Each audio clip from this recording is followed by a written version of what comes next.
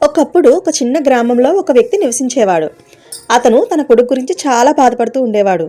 అతని కొడుకు సోమరివాడని, అజాగ్రత్తపరుడని చాలా బాధపడుతూ ఉండేవాడు. అతను ఎప్పుడు ఏ పని చేయలేదు.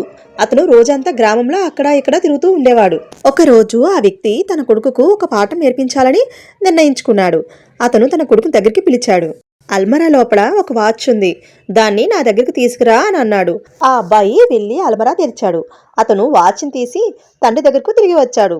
తండ్రి ఆ గడియారాన్ని చూసి, ఇప్పుడు ఈ వాచ్ని మార్కెట్కు తీసుకువెళ్ళి నువ్వు కలిసిన ప్రతి ఒక్కరిని దాని విలువ ఎంత అని కనుక్కోమన్నారు. ఇప్పుడు ఆ కుర్రవాడు తల ఊపి వాచ్ తీసుకుని మార్కెట్కి వెళ్ళాడు. అతను ఆ వాచ్ని వేరువేరు వ్యక్తులకు చూపించాడు. ఒక వ్యక్తి దాని విలువ 500 రూపీస్ అంటే మరో వ్యక్తి దాని విలువ 1000 రూపీస్ అన్నారు. మరొకరు 800 అని అన్నారు. అందరూ వేరే వేరే ధరలు చెప్పారు. కొంతమంది అదే ధర కూడా ఇచ్చారు. ఆ కుర్రవాడు ఇంటికి తిరిగి వచ్చి, నాన్న, అందరూ నాకు ఈ వాచ్ ధర వేరువేరుగా చెప్పారు అని అన్నాడు. కొందరు 500 అన్నారు, మరికొందరు 800 అన్నారు, మరికొందరు 1000 అన్నారు. ఆ వ్యక్తి నవ్వి, సరే, గడియారాన్ని తిరిగి అల్మార్లో పెట్టు అని అన్నాడు. ఆ నెక్స్ట్ డే ఆ వ్యక్తి మళ్ళీ తన కొడుక్కి ఫోన్ చేశాడు. అతను అదే వాచ్ని తీసుకురావాలని అడిగాడు.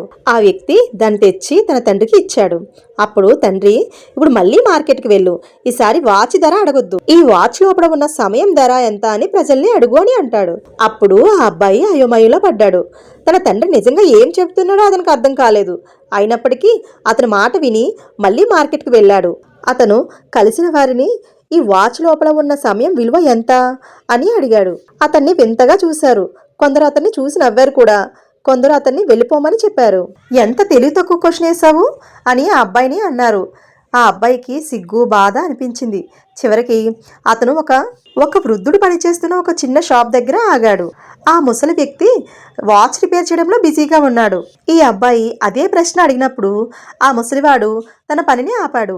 ఆ ముసలి వ్యక్తి చిన్న చిరునవ్వుతో ఆ అబ్బాయి వైపు చూశాడు. ఆ అబ్బాయి ఏం అడగాలనుకుంటున్నాడో అతనికి అర్థమైంది. అతను మెల్లగా ఇలా అన్నాడు, నువ్వు సమయానికి ధర నిర్ణయించలేవు. నువ్వు 1,00,000 రూపాయలు ఇవ్వగలవు, కానీ నీ జీవితంలో ఒక్క సెకండ్ కూడా తిరిగి కొనలేవు. అందుకే నువ్వు నీ సమయాన్ని తెలివిగా ఉపయోగించుకోవాలి అని అంటాడు.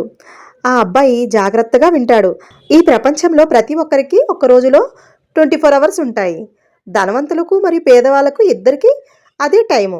తేడా ఏమిటంటే ఆ సమయాన్ని వాళ్ళు ఎలా ఉపయోగిస్తున్నారో మనం అది తెలుసుకోవాలి. ఆ కుర్రవాడికి సమయం విలువేంటో అర్థమైంది. అతనిలో ఏదో ఒక మార్పు వచ్చింది. అతను ఆ వృద్ధుడికి కృతజ్ఞత చెప్పి అక్కడి నుంచి త్వరగా ఇంటికి వెళ్ళాడు. మార్కెట్లో జరిగినదంతా తన తండ్రికి చెప్పాడు. తన తండ్రి నవ్వి తన కొడుకు భుజంపై చెయ్యి వేశాడు. ఆ రోజు నుండి ఆ కుర్రవాడు జీవితం పూర్తిగా మారిపోయింది. అతను కష్టపడి పనిచేయడం ప్రారంభించాడు. తనకున్న సమయాన్ని తెలివిగా ఉపయోగించడం ప్రారంభించాడు. తను తిరుగుతూ రోజులను వృధా చేయడం మానేశాడు. ప్రతి క్షణం యొక్క నిజమైన విలువను అతను అర్థం చేసుకున్నాడు. మోరల్ ఆఫ్ ద స్టోరీ ఏంటంటే, సమయం అందరికీ ఉచితం, కానీ అది చాలా అమూల్యమైనది. మీరు దాన్ని కొనలేరు, కానీ మీరు దాన్ని ఉపయోగించుకోవచ్చు. మీరు దాన్ని ఉంచుకోలేరు, కానీ మీరు దాన్ని ఖర్చు చేయవచ్చు. అది పోయిన తర్వాత మీరు దాన్ని ఎప్పటికీ తిరిగి పొందలేరు. కాబట్టి మీ సమయాన్ని తెలివిగా ఉపయోగించుకోండి.